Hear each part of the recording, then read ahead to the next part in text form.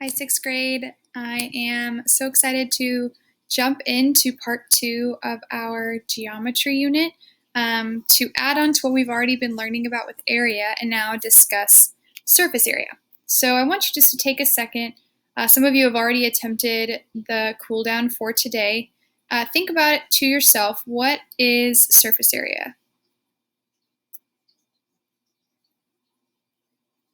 I want to challenge you with this picture.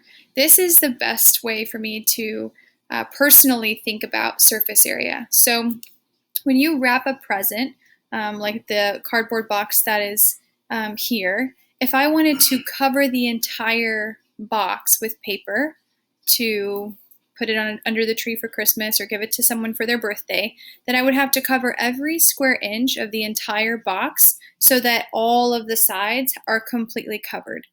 To use mathematical terms, I would like all of the faces of this three-dimensional shape to be completely covered with paper so that I can cover the box.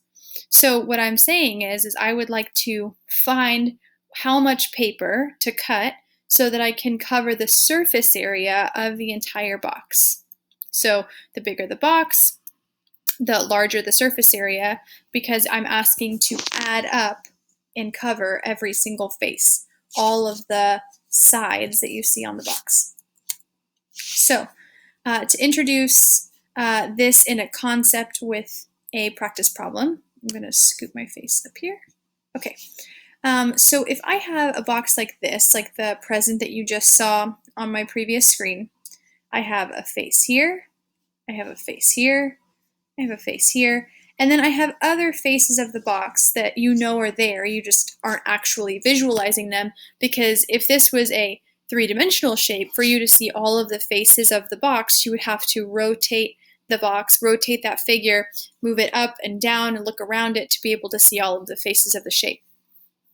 Our hope to find the surface area is to be able to add up all of the faces of the shape, however many units you see on each face. And remember, as you're doing it, you're thinking that each face will have a duplicate on the other side. So in this figure in particular, there's a face on one side, which means that on the opposite side, there is a face that you don't yet see, but it's there. So for instance, here I have a face of 1, 2, 3, 4, 5, 6, 7, 8. This side is 8 square units, which means the other side is 8 square units, and it's hiding on the opposite end of the shape. So same thing here with the top. I have a top of 6 and a bottom of 6. And I have a side of 12, which means on the other side, there would also be 12. So if I wanted to cover with paper the entire figure from top to bottom, I'm going to think gift wrap, right? And I know that I would need 6 for my top, 6 for my bottom, plus 8 for my front, 8 for my back, and 12 for my side, and 12 for my other side. When I add all of that up, I get 52 units.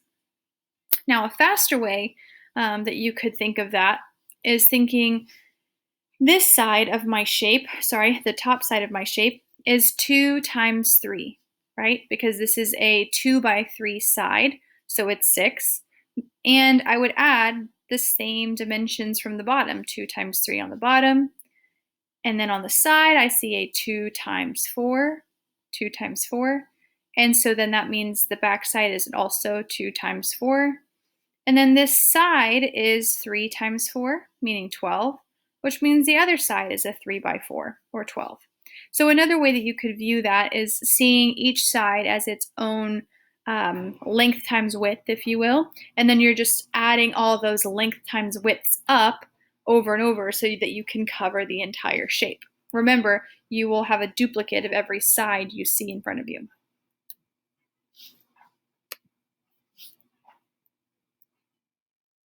Okay, sorry about that.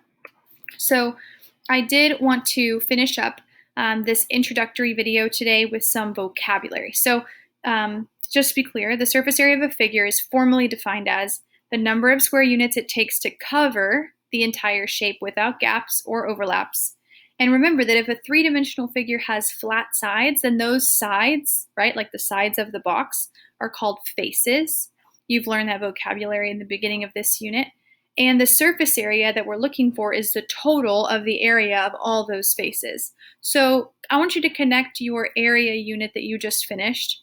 And remember that surface area is just adding up the area of a bunch of different sides, which you can use those formulas that you have already been practicing to find what the entire surface area would be, or a compilation of a bunch of smaller areas would be. And one quick distinction here that I've already started to see on some cooldowns, surface area is not volume. It is not the inside filling of a figure. It's in fact the outside adding up of all those areas. So some of you in your cooldowns have already told me that, for instance, on this shape, you would just have to multiply 3 by 2 by 4, which would not give me the 52 units I originally came up with. 3 times 2 is 6, times 4 is 24, and that's really underestimating the value of this shape. So remember, as you're going through, volume is very different than surface area. So don't think that you can just multiply all the sides of a three-dimensional shape and find out the surface area. They're very different, okay? If you have any questions about today's work, you're going to be diving into some geometrical figures and practicing building, creating, and identifying surface area with them. This is something I really wish we could do in class, because 3D shapes are best understood when you can hold them and touch them. And I have a whole bunch in our classroom ready for your unit, but we can't touch them and use them. So we're just going to do our best with digital tools. Please feel free to use materials that you have in your house that look like rectangular prisms, or any of the other polyhedra that we're going to look at today and the rest of the week. And if you have any questions, remember that you can always use video chat to help. We can always do a small group so that we can visualize some of these objects. Okay? Hope you guys have a wonderful Tuesday.